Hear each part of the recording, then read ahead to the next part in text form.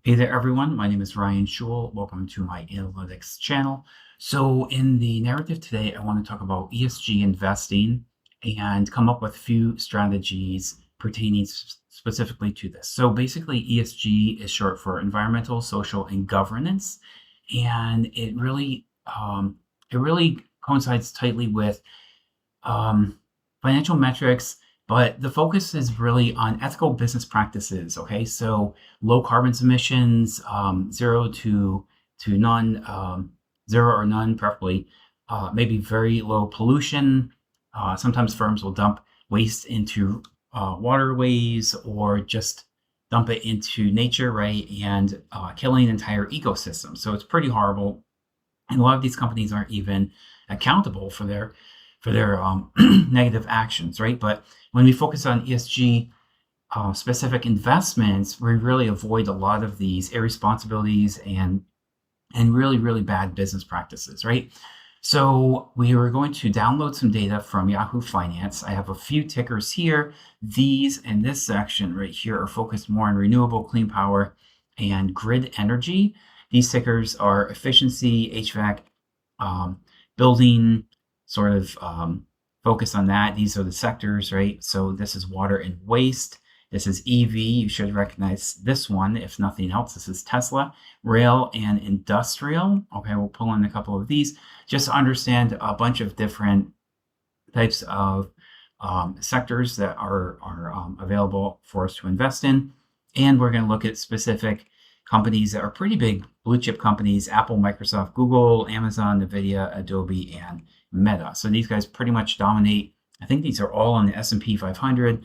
The S&P 500 used to be more equal weighted. It was more kind of like, okay, a little bit of this company, a little bit of that, a little bit of that. Now it's mostly dominated by these companies right here. I think there's 7 or 8 that predominantly dominate the S&P 500 by weight, by market cap weight.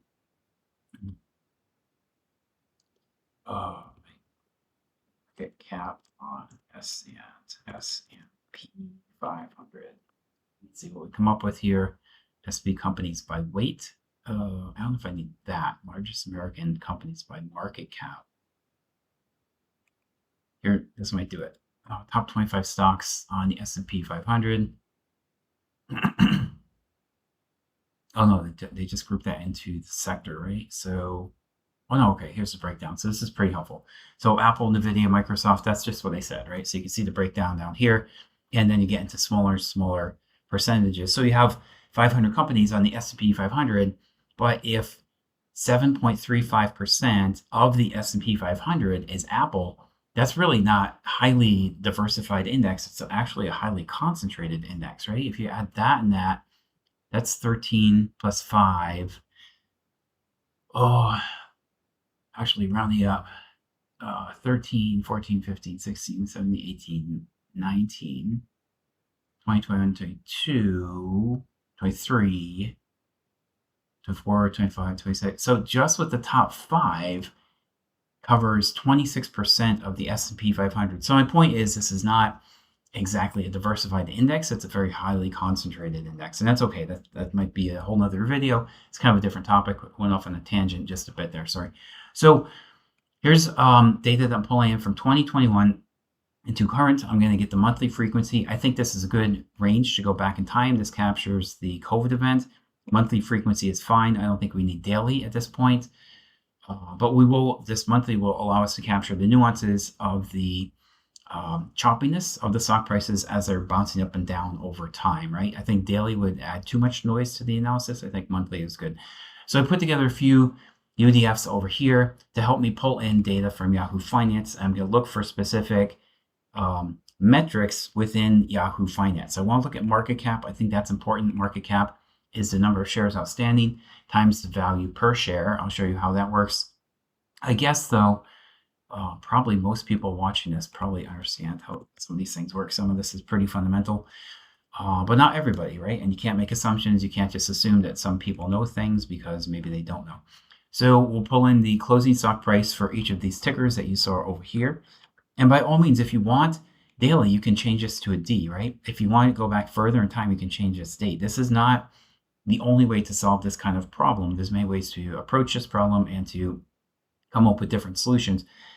But your analysis will be slightly different if you're changing the dates that you're going back in time. And of course, if you're changing the tickers, it's going to be quite a bit different. It's going to be significantly different at that point. But it's fine. It's up to you. These scripts are always fungible. They're manageable. They're changeable. You do what you want to do, right? You just change the features that you want to change, and you can pull in the metrics you want to analyze. So right here, I'm looking at total revenue, and I'm looking at a couple different things. So total revenue with no space, total revenue with a space, and revenue. So over time, Yahoo Finance tends to do things slightly differently, and there has been changes. I've seen other big market data providers do the same thing. Bloomberg, I've dealt with that before, where they'll change field names, and sometimes these things just don't add up. So this is kind of what would I call this? This is like rules-based logic, and I actually have a video on coming out maybe later today. It's going to be pretty soon, comparing the differences between rules-based logic and true AI, which uses transformers to do the lift and shift for everything that an AI model is going to do for you. So there's a vast difference between rules-based logic, this is rules-based, and a transformer. So I didn't even try a transformer in this case. Maybe that would be a good next step here. Just using traditional rules-based setup here. So here's EBITDA spelled a couple different ways. And with these rules, you have to specify what the spelling looks like. Otherwise, the model is not going to be able to find this, right? And it's just going to come back with nans. A nan is not a number. We want actual data. We don't want nans. So we're also looking at operating income, right? Again, it could be altogether with no space or space in between. And sometimes Yahoo Finance uses EBIT. So sometimes they use EBIT, sometimes EBITDA. Sometimes they'll take operating income and then add in depreciation and amortization. So it does take a little bit to get this script to run right? If everything was just standardized and normalized, this would be a very straightforward fetch. Just go get the data and you're done. It's a very simple job. But because things change over time, and sometimes they'll even change back. I've seen these things change. Now, I'm not saying that this specific feature is going to change, or a column. This is going to be a column in Yahoo Finance. I'm not saying this is going to change to this and then change back to this, but I have seen cases of that. So that's annoying too. But anyways, we'll capture operating income. If they have EBIT, if this is reported, we'll just pick it up straightforward. If it is not reported, we can derive EBIT from operating income and add in depreciation and amortization. And again, you have slightly different spelling cases down here, okay? So that's it. When this runs, we're going to append everything to a list called ticker. So this is pretty straightforward. You'll see this in Python all the time. Here's the list over here. F, control ticker, control F to find where the ticker is. So everything that is in this square bracket is a list, right? This is a list object. We're taking everything and appending into this list, and we're going to end up with ticker, name, sector, market cap, revenue, and EBITDA when we're all done, okay? So in the first step, we actually just pick up market cap. So let me hit Control Enter to run this.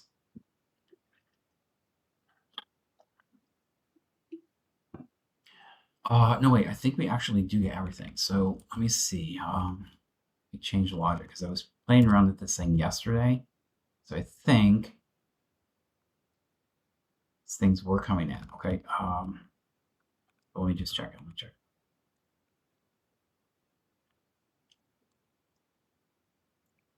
Okay, so yeah, I want to clean it up just a little bit to make it look just a little bit better there. Control Enter to run. Okay, so that's fine. So I think this does the job. We have ticker, name, market cap, revenue, and EBITDA. So these are just some basic financial metrics. So market cap, again, is the number of shares outstanding times the value per share. So market cap is changing all day throughout the day as the value of the stock changes. Revenue is just straightforward revenue. This will be a top line income item, and EBITDA is earnings before interest, taxes, depreciation, and amortization. So there's a lot of line items that reduce the EBITDA. Certainly, cost of doing business, right? If you have revenue and your EBITDA matches your revenue, that would be a phenomenal business. But I don't think I've ever seen that in my life. That would be almost inconceivable unless, yeah, I can't really think of a case because you have a cost of doing business that's going to subtract out some of the EBITDA, like just how much does it cost to keep the lights on, to pay the mortgage or to pay the rent on the office. Unless you worked from home and you had a very small team and you paid them no salaries, then maybe the revenue would match the EBITDA. But the cost of doing business is called COGS, cost of goods sold.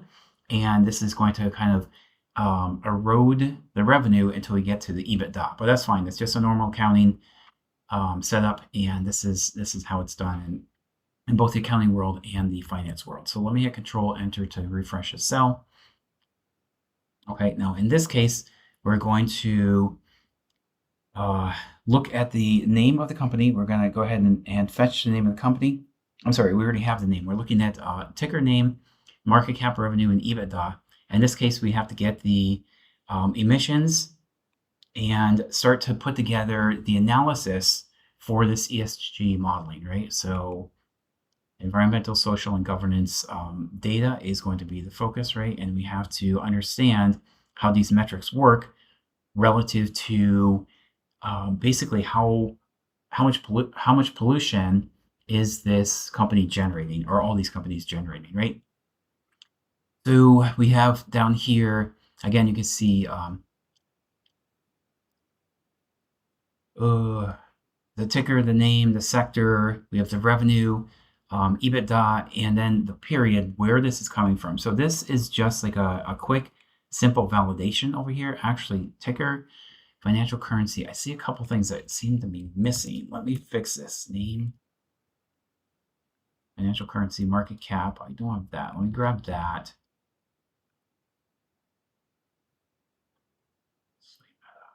You know, I don't even have to do that. I can just display meta.head. Okay, so this will just pick up everything. So this looks fine. I have an extra. No, it's fine. Okay, so Control Enter. So this is going to get everything. I think that's better. If you just want to find the specific columns that you're looking at, this is the way to do it. If you want to look at everything, I think this is cleaner. It's going to give you more of a holistic overview of what's in that entire data frame. Maybe I'll clean this one up too. I think I set that up because I was testing some things, but we do not need it like that, okay? Okay, and this is still running, so we'll give it a second to finish off.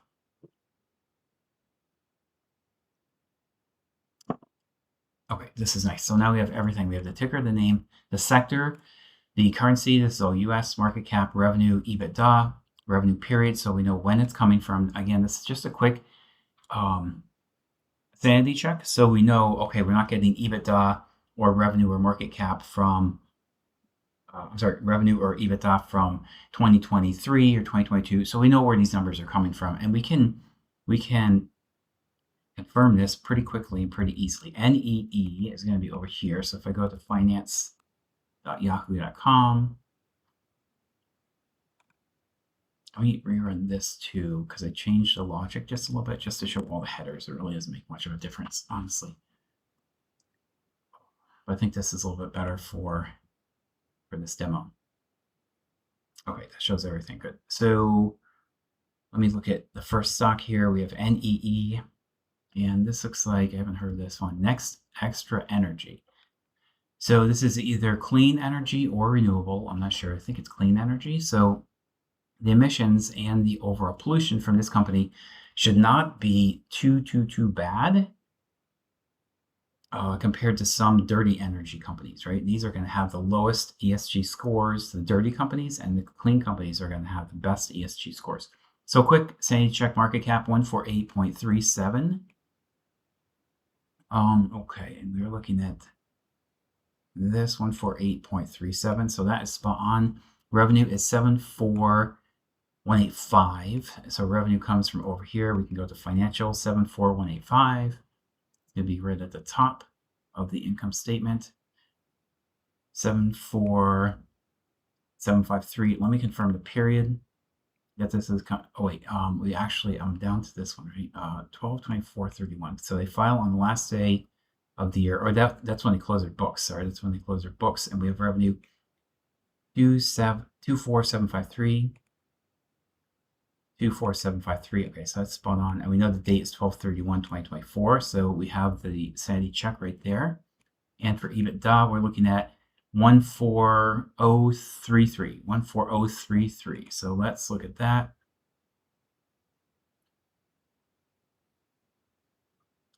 14033. Okay, spot on. So they actually report EBITDA. Not all of these companies do. If they do not report it, you can get EBITDA from operating income plus depreciation and amortization. And operating income was going to be over here.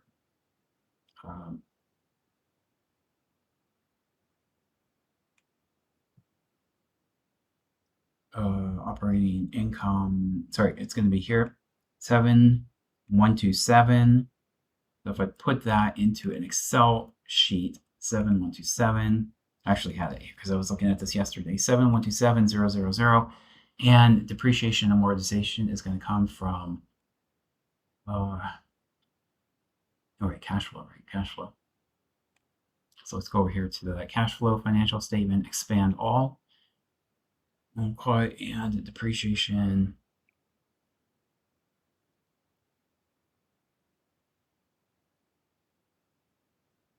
Or balance sheet? Maybe I'm not an accountant. It might be on the balance sheet. Let me see. Depreciation, BP.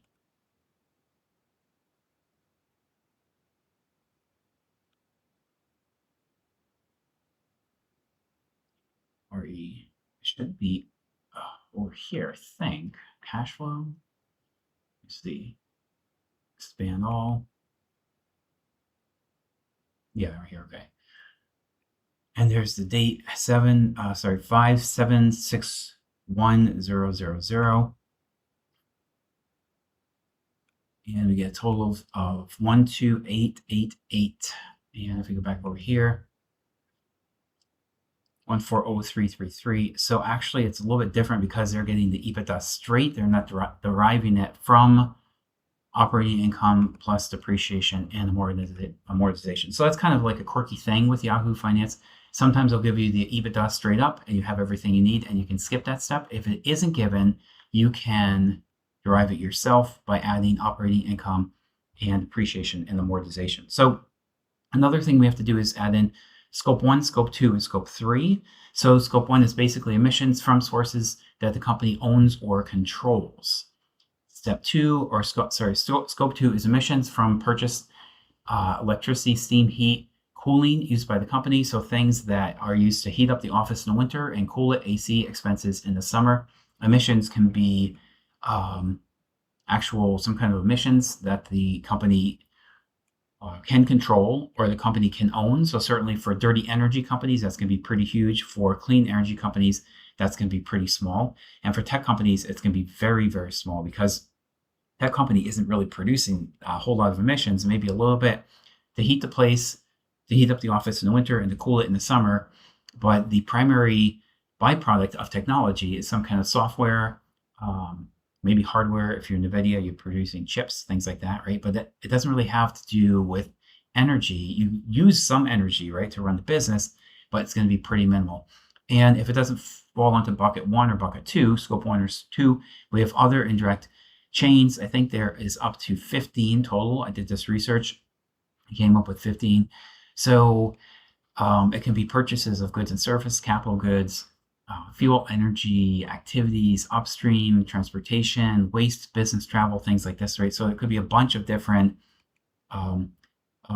or sources of pollution or emissions, right? So we want to focus on Scope 1, Scope 2, and Scope 3 and understand these 3 scopes, right? And account for that. So let me go to the next cell and hit this Control Enter to run the cell.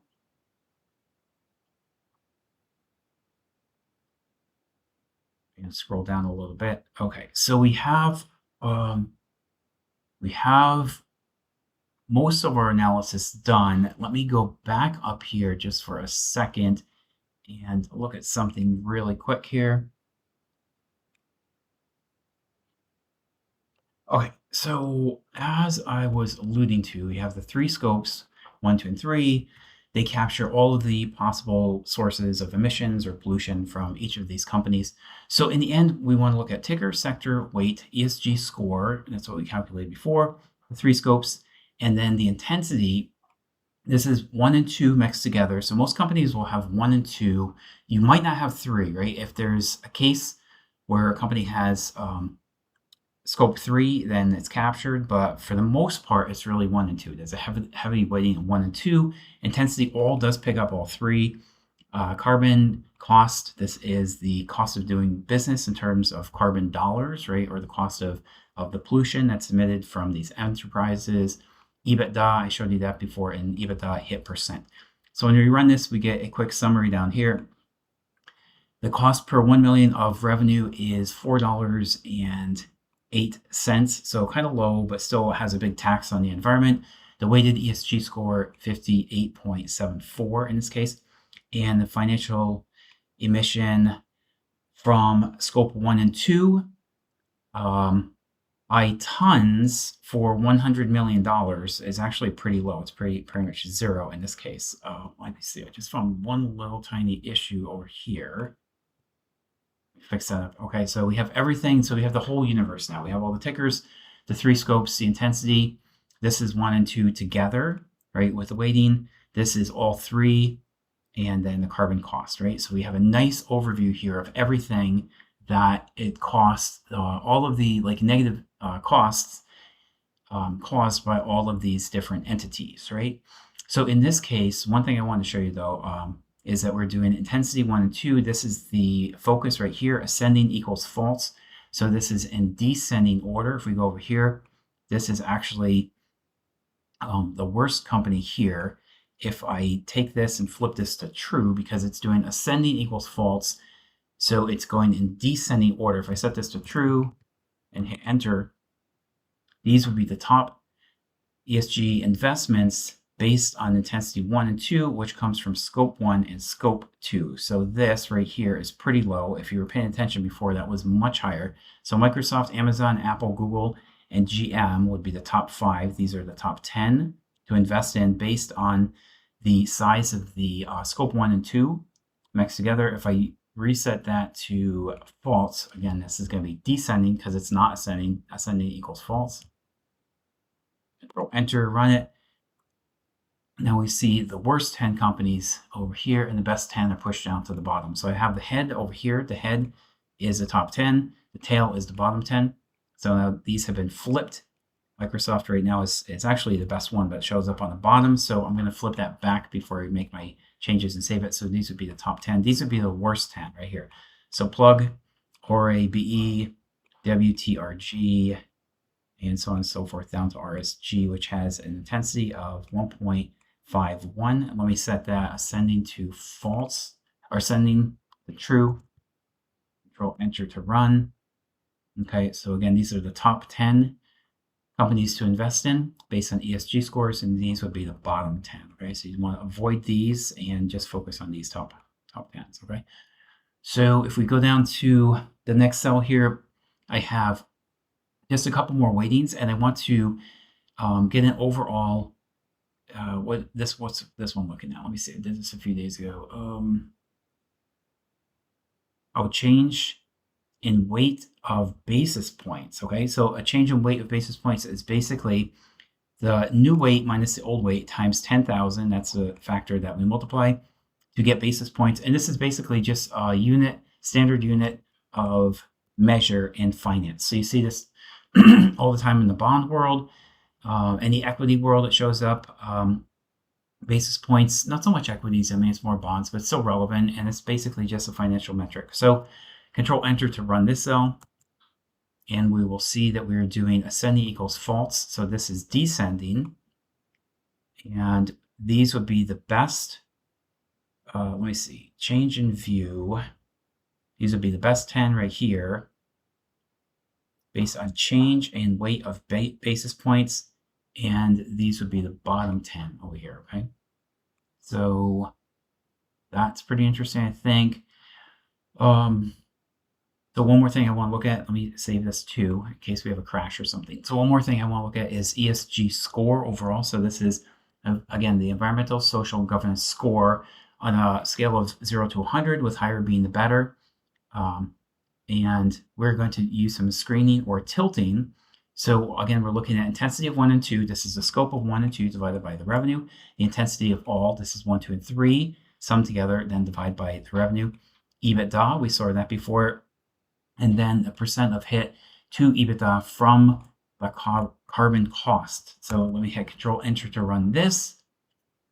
And we'll have everything that we need in rank order. When we get to the bottom here, this is ascending equals false. So this is descending by ESG composite. So if we look at ESG composite, that is 0.91 over here. And you can see it's going in descending order. So what's the rule? Higher is better, right? Let me just check this out right over here. Higher is better, right? So if you're looking at ESG score, this would almost certainly come up with some different companies than we saw before. Remember, Microsoft was in 1, right? When we look at this scenario over here, Microsoft, Amazon, Apple, Google, GM, these are the top 5. So Adobe, Microsoft. So Microsoft makes it into the top 3 based on ESG composite. Remember, higher is better, right? And these would be the worst companies to invest in based on ESG: Meta, Google, Amazon, Tesla. So you can see there's not any like one specific metric that's going to cover all the bases and give you all of the best ESG performing companies. It's really kind of either different weightings or different perspective, or just different types of analysis. Really, you have to understand what you're trying to do. Is it scope 1 and 2 that you're trying to figure out and get the best combination of those? Or is it based on ESG score? Or is it based on the change of the basis points, like we saw in the second scenario over here, change in the weight of the basis points? So there's a few different items to kind of consider and to understand, and then you pick your perspective and make your selections for your ESG friendly portfolio based on that, right? So there's no one absolute right way to do this. There's no one way to skin the cat whenever you're looking at finance or technology or some type of computer scripting, programming, data science, machine learning. There's not necessarily any right way to do things. There could be a lot of wrong ways to do things, but the underlying idea here is really you have to understand what you're doing, of course, and then pick the best approach that is going to satisfy your needs. Okay, I can't say change in weight of basis points is best, or looking at scope 1 and 2 is best, or looking at overall ESG score is best. It's just different approaches. It depends on what you're trying to accomplish. So that's it, guys. I'm going to wrap it up here. Thanks so much for your time. I will copy and save the code like I always do for all of these. File, export to HTML. And I'll post the HTML file. So you have all the source code right here. You can copy and paste this and run it in your own Jupyter notebook. I'll paste that into my Google Drive when I upload this video a little bit later today. Okay, so thanks for everything, and I'll see you guys in the next video. Take care for now. Bye.